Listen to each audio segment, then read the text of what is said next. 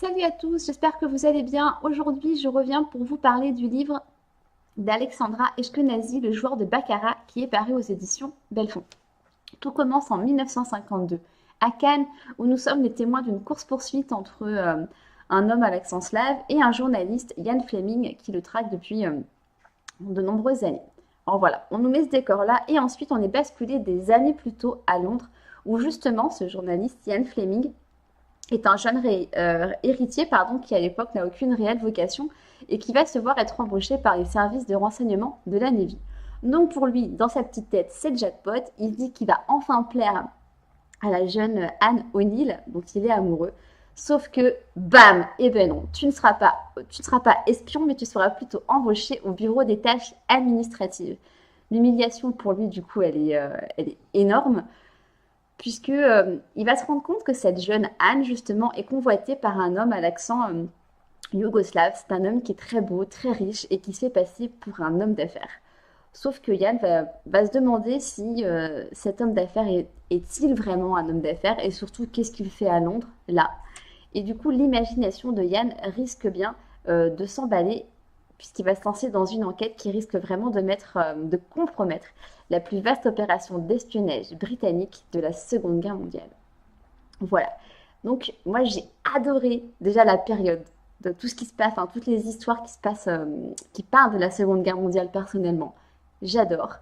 Après, des espions. J'avais jamais lu un livre avec des espions. J'imagine que c'est pas le seul. J'imagine vraiment, bien évidemment qu'il y en a d'autres. Mais moi, j'ai adoré, vraiment. J'ai trouvé ça génial. Et l'histoire est vraiment bien faite. Les personnages, ils sont attachants. J'ai adoré autant Popov que Ian Fleming. Voilà, même les autres. Vous verrez, il y a des noms de code et tout. C'est vraiment top. Et pourtant, je suis pas fan des films style 007. Hein. C'est pas du tout mon truc. Mais là, en lecture, vraiment, j'ai adoré. Et j'ai bien aimé aussi parce que à la fin, du coup, l'auteur nous fait une petite note. Donc, elle explique que c'est une œuvre de fiction.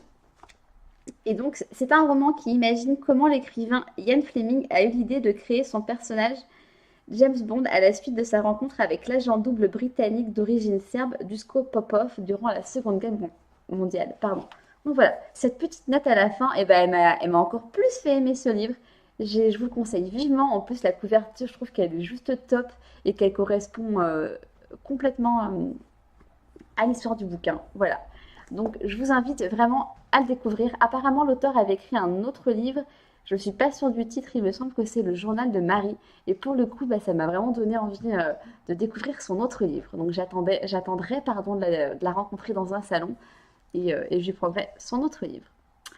Et bien voilà, j'espère vraiment que je vous ai convaincu parce que c'est une très belle histoire. Je l'ai lu en à peine 3 jours, mais j'ai repris le travail. Donc j'avoue que si je ne travaillais pas, c'est un livre vraiment que j'aurais dévoré.